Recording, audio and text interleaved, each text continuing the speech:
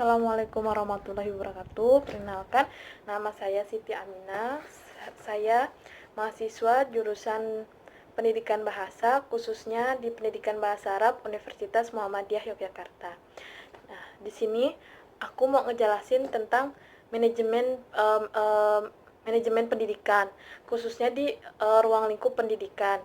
Nah, yang akan aku bahas itu ada tiga lingkup di dalam ruang lingkup pendidikan.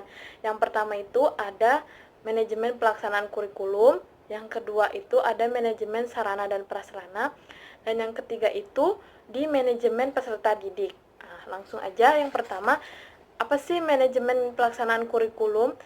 Nah, dalam kurikulum itu secara etimologis itu berarti kurikulum yang berasal dari bahasa Yunani yaitu kurir yang artinya pelari, dan kurere yang berarti tempat berpacu. Jadi istilah kurikulum pada zaman Romawi itu zaman Romawi kuno itu mengandung pengertian sebagai suatu jarak yang harus ditempuh oleh pelari dari garis start. Maksudnya tuh kurikulum pada zaman itu tuh mengandung arti sebagai tempat berpacu, tempat untuk berlatih gitu loh.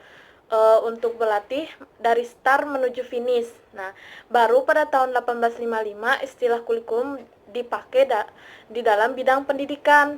Nah, yang mengandung arti sejumlah mata pelajaran ada pada perguruan tinggi, dalam kampus, website, dan etika dalam dua macam. Nah, dalam arti pertama, kurikulum itu sejumlah mata pelajaran yang harus ditempuh atau dipelajari murid di sekolah atau perguruan tinggi untuk memperoleh ijazah tertentu. Dan dalam arti yang kedua, sejumlah mata pelajaran yang ditawarkan oleh suatu lembaga pendidikan atau departemen. Nah, dalam kurikulum maksudnya itu berarti di sini tuh kurikulum itu program dan jadi kita simpulkan arti kurikulum itu adalah program pengalaman belajar serta hasil-hasil belajar yang diharapkan yaitu diinformasikan melalui pengetahuan dan kegiatan tersusun secara sistematis diberikan kepada siswa di bawah tanggung jawab sekolah untuk membantu pertumbuhan atau perkembangan pribadi personil peserta didik itu sendiri. Nah, adapun pelaksanaan kurikulum itu berkenaan dengan semua.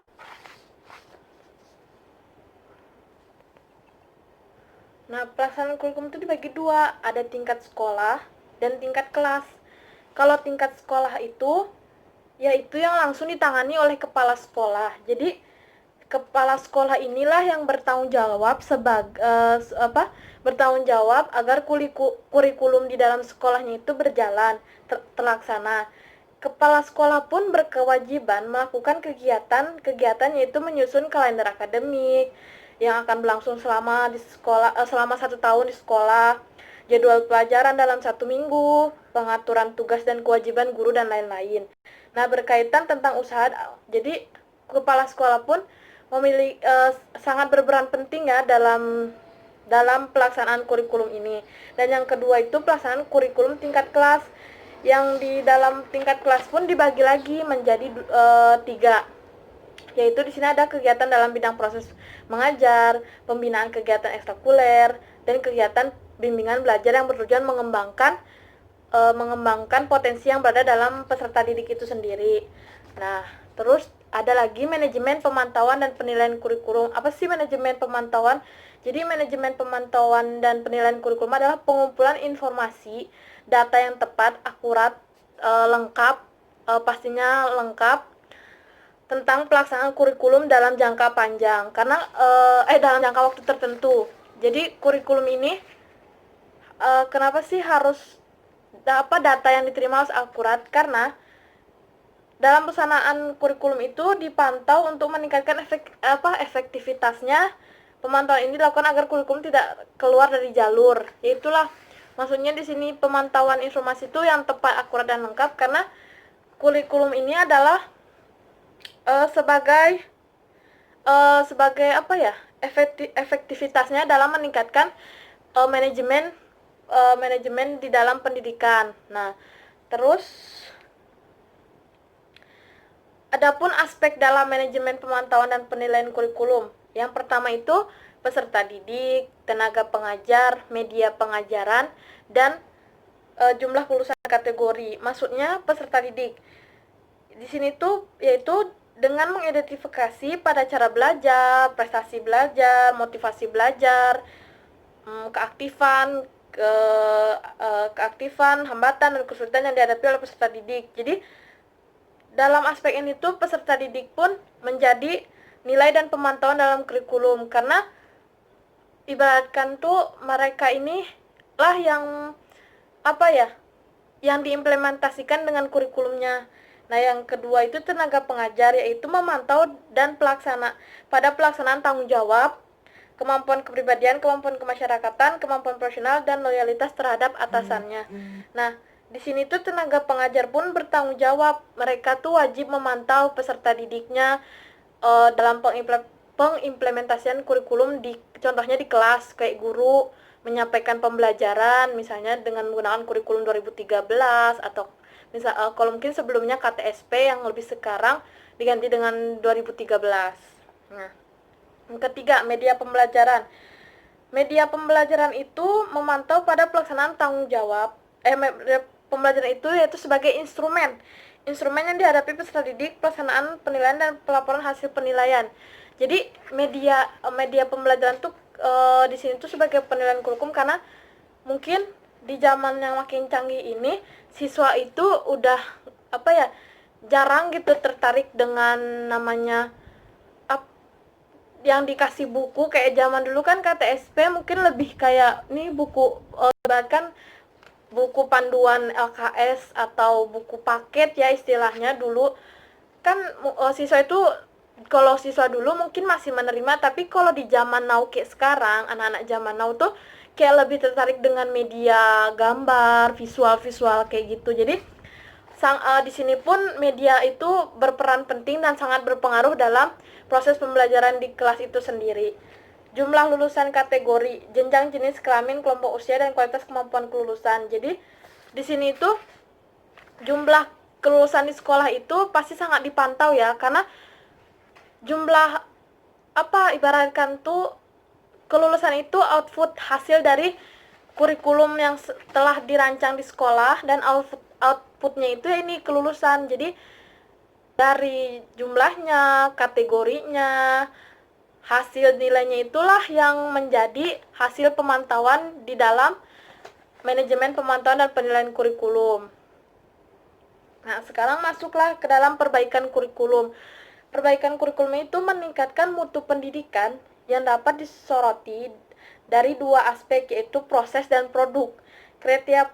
Kriteria proses menitik beratkan pada efisien pelaksanaan kurikulum dan sistem instruksional, serta bertujuan untuk mengetahui dan meramalkan rencana pelaksanaannya. Sedangkan kalau kualitas itu lebih melihat pada tujuan pendidikan yang hendak dicapai dan outputnya. Nah, ini jadi kelulusan. Jadi proses dan produk. Prosesnya itu selama proses pembelajaran di sekolah, ibaratkan jangka waktunya proses pendidikan itu selama 3 tahun. Misalnya ini tingkat SMP. Tingkat SMP ini kan 3 tahun. Nah, proses pelaksanaan kurikulumnya itu seperti apa? Nah, jadi nanti kita tahu kita bisa perbaikan kurikulum tuh yaitu dengan meningkatkan produknya baru nanti outputnya. Setelah kita dapat proses dan produknya itu, prosesnya dulu baru nanti kita dapat produk. Nah, produknya itu kan lebih ke hasil output siswa yang lulus itu berapa. Nah, itulah baru nanti di situ kita ada perbaikan kurikulumnya untuk meningkatkan mutu pendidikan itu sendiri. Di sini dalam perbaikan kurikulum itu pihak-pihak yang terkait dalam pengembangan kurikulum sekolah itu ada guru dan peserta didik, kepala sekolah, komite sekolah, dan pemerintah. Guru dan peserta didik di sini itu memegang peran penting yang sangat penting baik dalam perencanaan maupun pelaksanaan kurikulum itu guru dan peserta didik, karena guru dan peserta didik ini yang guru yang menyampaikan, siswa yang menjalankan gitu loh. Jadi sangat ketergantungan mereka ini. Dan Yang kedua, kepala sekolah. Pastinya keberhasilan pendidikan itu di sekolah dipengaruhi oleh kepemimpinan kepala sekolah. Jadi gimana sih kepala sekolah itu memimpin, memantau kinerja guru, tenaga pengajar dalam pelaksanaan kurikulum di sekolahnya.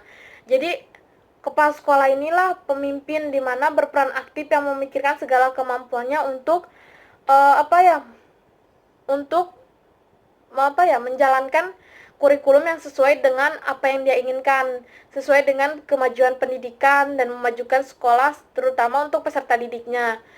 Komite sekolah ini sangat berperan sebagai lembaga kontrol. Kalau komite itu sebagai kontrol terhadap kegiatan sekolah. Jadi pemantau dan keterlibatan komite itu di sekolah dalam sebagai pendidikan sekolah merupakan relasi tanggung jawab, kepercayaan dan harapan warga masyarakat dalam menyerahkan anaknya untuk dididik di sekolah. Jadi komite sekolah ini hanya pemantau tapi bertanggung jawab. Komite sekolah itu lebih memantau sistem pendidikan di sekolahnya, karena bagaimanapun kan di sini masyarakat tuh menyerahkan sepenuhnya pendidikan itu di sekolah itu. Jadi kalau misalnya sekolah ini tidak memberikan mutu yang baik, otomatis komite sekolah inilah yang turun dan turun gitu loh, maksudnya meluruskan, memantau gimana sih sistem pelaksanaan kurikulum di sekolah itu. Pemerintah. Nah, pastinya di sini pemerintah itu berperan sangat penting. Karena apa? Dengan pemerintah itu menyusun kerangka dasar. Pemerintah itu kan dalam pengembangan kurikulum dia adalah penyusun dasar hukumnya, menyusun kerangka dasar serta program inti kurikulum. Jadi di sini pemerintah pun berperan penting dalam memajukan kurikulum. Nah, jadi itulah manajemen pelaksanaan kurikulum dalam ruang lingkup kurikulum. Dan yang poin kedua, pembahasan yang kedua yaitu ruang lingkup manajemen sarana dan prasarana pendidikan. Maksudnya di sini tuh ruang lingkupnya tuh ada apa aja sih di sarana dan prasarana. Dalam ruang lingkup manajemen sarana dan prasarana itu dibagi menjadi 4. 1 ada perencanaan, 2 pengadaan, 3 pengaturan, 4 penggunaan. Nah, kita masuk ke dalam perencanaan. Apa sih perencanaan itu? Perencanaan adalah sasaran yang sekaligus merupakan dari langkah pengadaan. Proses sarana dan prasarana itu diperlukan pengadaan pertimbangan yang lebih banyak dan semuanya harus bersifat eduktif. Nah, itu. Yang kedua, pengadaan dalam sarana dan prasarana ada 3 hal yang harus dipahami. Pertama, bahwa pengadaan sarana dan prasarana itu harus melalui perencanaan yang hati-hati. Kedua, bahwa banyak cara dalam pengadaan sarana dan prasarana. Ketiga, bahwa pengadaan sarana dan prasarana harus diadministrasikan dengan tertib sehingga semua pengeluaran uang yang berkenaan dengan pengadaan sarana dan prasarana dapat dipertanggungjawabkan. Yang ketiga, pengaturan. Jadi pengaturan ini berhubungan dengan pengadaan sarana dan prasarana, maka sarana dan prasarana dapat dibedakan menjadi 2. Dalam pengaturan ini yaitu yang pertama alat yang langsung digunakan dalam kegiatan, kedua alat yang tidak langsung terlibat dalam kegiatan. Langkah pengaturan yang dilakukan sebelum sarana dan prasarana digunakan meliputi menentukan identitas pada sarana dan prasarana dengan nomor, misalnya di sini tuh memberikan identitas, misalnya kayak contohnya buku di perpustakaan. Kan pasti ada kode, terus buku itu masuk tanggal berapa dan jenis bukunya buku apa, kayak gitu. Terus dalam prasarana pun harus memperhatikan pencatatan alat ke dalam buku inventaris. Kenapa sih harus dicatat di dalam inventaris? Karena itu tuh kalau misalnya semua tercatat dengan rapi, ketika kita mau mencari data-datanya, kita tuh mudah gitu loh, tinggal cari di catatan inventaris. Nah, penempatan sarana yang ketiga itu penempatan sarana dan prasarana penggunaan secara tepat. Nah, yang keempat, penggunaan sarana dan prasarana digunakan media untuk membantu mencapai tujuan yang ditetapkan oleh satuan perusahaan. Nah, itulah yang tadi yang pertama, media itu sangat sangat dibutuhkan ya sekarang dalam pendidikan. Nah, fungsinya sarana dan prasarana dalam manajemen pendidikan itu apa? Mungkin yang pertama itu fungsi perencanaan kebutuhan. Pasti sarana dan prasarana itu dibutuhkan dalam kegiatan sekolah. Nah, di sini menurut Suharsimin Arikunto adalah perencanaan kebutuhan yang meliputi semua barang yang diperlukan, baik yang bergerak atau tidak bergerak sebagai pendukung pelaksanaan tugas. Yang kedua, fungsi pengadaannya. Fungsi pengadaan itu adalah kegiatan yang dilakukan untuk menyediakan semua jenis sarana dan prasarana pendidikan persekolahan yang sesuai dengan kebutuhan dalam rangka mencapai tujuan yang telah ditetapkan dalam konteks sekolah. Yang ketiga, fungsi pemeliharaan adalah usaha atau proses kegiatan untuk mempertahankan kondisi teknis dan daya guna atau produktivitas kerja dengan jalan merawat, memperbaiki, merehabilitasi dan menyempurnakan. Dan fungsi pemeliharaan di sini tuh yaitu jadi untuk kayak misalnya fasilitas nih, kira-kira nih buku yang masih layak dipakai, ini yang udah enggak, terus ini harus diperbaiki, mungkin ini harus direhabilitasi, itu maksudnya disimpan aja gitu karena udah nggak layak pakai kayak gitu. Yang keempat, fungsi penyimpanan. Nah, fungsi penyimpanan ini dilakukan untuk menampung hasil pengadaan barang yang keluar akan didistribusikan dan disimpan dalam gudang. Nah, itu yang tadi fungsi penyimpanan itu misalnya nih, kan pasti dalam sekolah tuh ada struktur organisasi di sekolah itu sendiri yang mana mengurus sarana dan prasarana itu pasti ada. Nah, jadi fungsi penyimpanan itu untuk barang nih, yang barang masuk nih dari dinas pendidikan nih, kita baru dapat buku baru untuk misalnya buku pelajaran baru yang harus bisa dipinjamkan kepada siswa. Nah, itu kan harus disimpan, diinventariskan. Nanti, oh nih buku yang udah lama ini nggak bisa dipakai. Nah, itulah yang disimpan. Yang terakhir, fungsi penghapusan. Di sini untuk mengeluarkan atau menghilangkan barang-barang milik negara dari daftar inventaris negara berdasarkan peraturan perundang-undang yang berlaku. Maksudnya tuh kan kayak buku mungkin udah nggak layak pakai, bukan nggak layak pakai, maksudnya buku di sekolah yang dulu kan KTSP, terus sekarang ganti kurikulum, pasti kan isi di dalam buku itu pun berbeda. Nah, akhirnya yang KTSP ini kan nggak kepake, akhirnya kan mau nggak mau itu harus dibalikan kepada negara. Nah, disitulah fungsi penghapusan dari inventaris. Jadi agar nanti tuh di inventaris tuh saat ada pengecekan di sekolah tuh udah nggak ada buku KTSP, itu sudah dibalikan dan di sekolah itu udah pakai buku kurikulum yang baru. Dan yang terakhir, bahas tentang manajemen kesiswaan atau peserta didik. Nah, manajemen peserta didik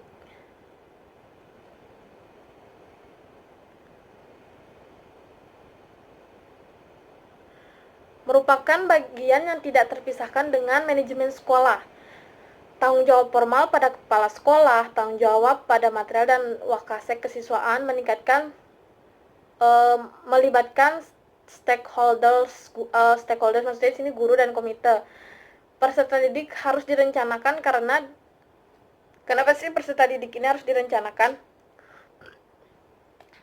Kenapa sih peserta didik itu harus direncanakan? Karena dengan adanya perencanaan segala sesuatunya itu dipikirkan dengan matang sehingga dapat mengoptimalkan hal-hal yang akan dihadapi jika terjadi masalah-masalah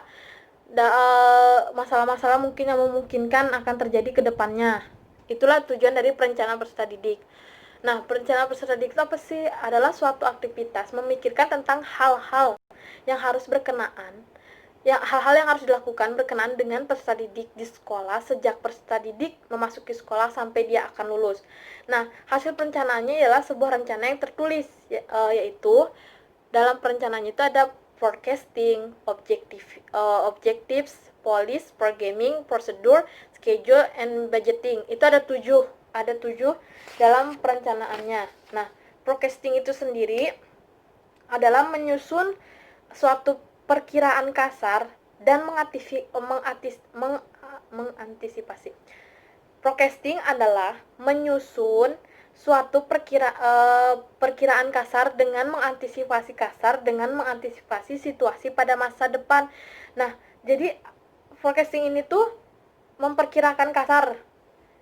Di sini dibagi tiga, ada 3 dimensi waktu. Dimensi kelampauan, kekinian,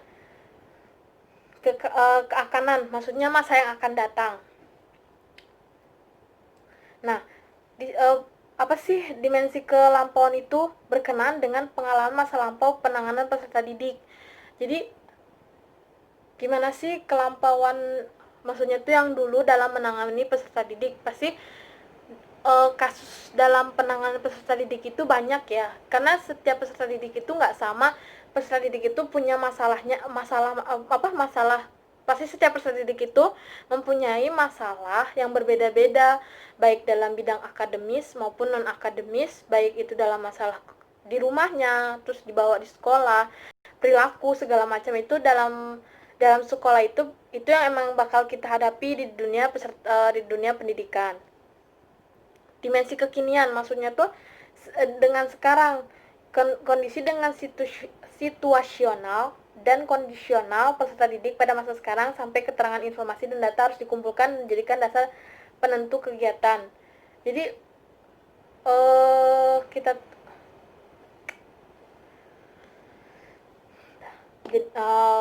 dimensi kekinian, yaitu kekinian itu berarti sekarang, berkenaan dengan situasional dan kondisional peserta didik pada masa sekarang.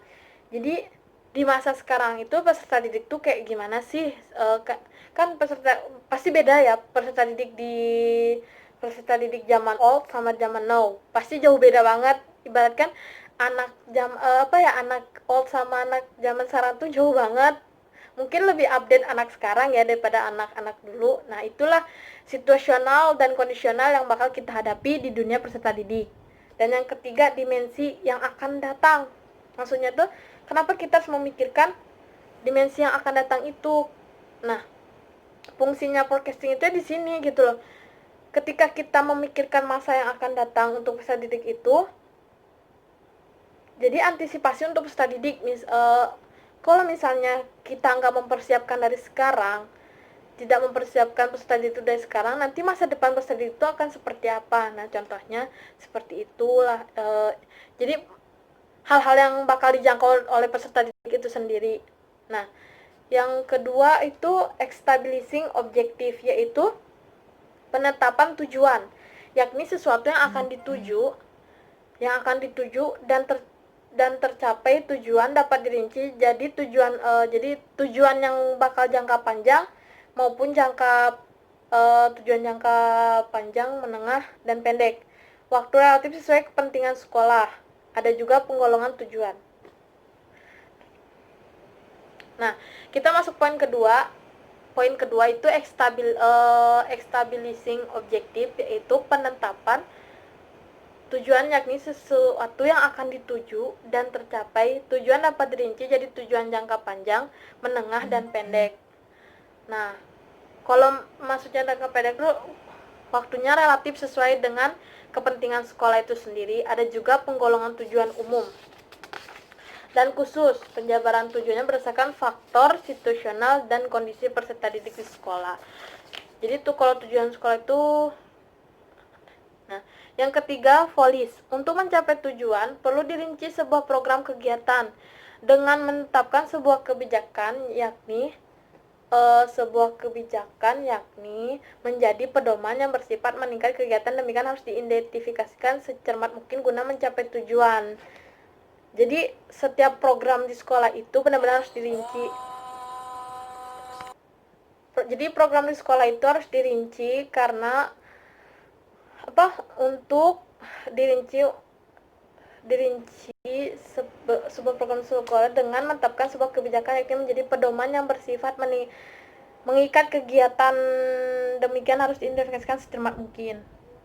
Nah, programming yaitu penyusunan program-program apa yang sudah dilakukan, yang sudah dilakukan dilakukan dalam forecasting, establishing, dan police, maka ditetapkan kegiatan yang sudah diseleksi dengan memperhatikan kegiatan yang memiliki kontribusi besar atau prioritas dengan mempertimbangkan waktu dan dana serta dampaknya terhadap pencapaian tujuan sekolah. Jadi programming itu harus benar-benar sesuai dengan yang sudah dilakukan sebelumnya seperti forecasting, objektif, police ya. Jadi di programming itu harus benar-benar dipikirkan, harus diprioritaskan karena dalam programming itu ya bertujuannya untuk mencapai tujuan di sekolah juga. Nah, yang kelima prosedur. Prosedur. Jadi prosedur itu setelah program dipilih dengan berbagai pertimbangan, selanjutnya menyusun langkah-langkah kegiatannya, yaitu ada 3 dalam pembuatan prosedur. Pertama, pembuatan skala prioritas. Di sini kontribusinya kegiatan terhadap pencapaian tujuan, periode waktu, pelaksanaan dan dukungan tenaga, biaya dan peralatan. Jadi dalam prosedur itu di sini untuk mencapai tujuan itu kita harus membuat kontribusi kegiatan yang bakal menunjang pencapaian dari tujuan sekolah itu. Dan di sini pun harus memikirkan periode waktu pelaksanaannya, waktu pelaksanaannya, dukungan tenaga, biaya, dan peralatan yang mendukung. Yang kedua, dalam prosedur itu ada mengurutkan kegiatan. Nah, jadi harus menyusun dulu kegiatan nih, kegiatan yang dari yang biasa aja sampai yang penting. Maksudnya itu memberikan penegasan kembali kepada urutan kegiatan agar lebih jelas kegiatan yang menjadi prioritas. Nah, jadi balik lagi ketika kita ketika sekolah mau nyusun prosedurnya, jadi prosedur kegiatan yang prioritas banget nih untuk peserta didik yang bakal nanti tuh mampu menunjang tujuan di dalam kegiatan di dalam pelaksanaan kurikulum sekolah itu sendiri. Nah, yang ketiganya dalam menyusun prosedur tuh menyusun langkah-langkah kegiatannya. Jadi di sini itu tujuannya agar semua warga sekolah mengetahui apa yang terlebih dahulu baik secara individual maupun tim. Jadi contohnya mungkin guru, di sini guru kira-kira nih kegiatan apa sih yang pertama yang bakal disusun oleh kepala sekolah untuk mencapai semua prosedur dalam pelaksanaan manajemen peserta didik kayak gitu. Nah, yang keenam ada schedule. Jadi di sana tuh schedule tuh jadwal.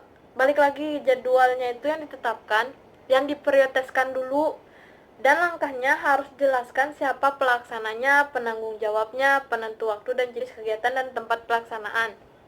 Jadi dalam penjadwal pun harus ditentukan tuh siapa nih yang bakal bertanggung jawab di kegiatan ini, pelaksanaannya kapan, waktu dan tempatnya memungkinkan atau enggak untuk peserta didik itu. Nah, yang terakhir budget. Nah, budgeting ini yang harus benar-benar diperhatikan dalam membuat program, karena budget ini tuh ibaratkan tuh kalau kita udah buat program tapi budgetnya nggak memungkinkan, program pun nggak akan jalan. Jadi sekolah pun harus memperhatikan budgetnya itu, dana sekolah itu cukup nggak untuk kegiatan yang bakal diadakan di sekolah.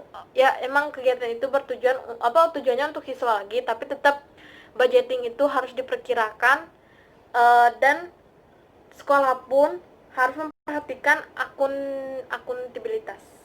akuntabilitas dan transparansi dana. Nah, jadi itu mungkin presentasi yang penjelasan yang aku sampaikan tentang manajemen pendidikan yang aku baca dari jurnal, dan menurut jurnal itu cuman itu yang bisa aku sampaikan. Mohon maaf bila banyak banget kekurangannya. Maaf. Nah, itulah tentang manajemen ruang lingkup pendidikan, dari kurikulum, kurikulum, manajemen sarana dan prasarana, dan yang terakhir tentang peserta didik. Jadi ketiga hal itulah yang mencangkup di ruang lingkup pendidikan, khususnya di ruang lingkup pendidikan, baik itu tingkat sekolah, tingkat pemerintah atau dan sebagainya. Dan sekian teman-teman, itu aja yang bisa aku sampaikan. Mohon maaf banget kalau banyak kekurangannya. Wassalamualaikum warahmatullahi wabarakatuh.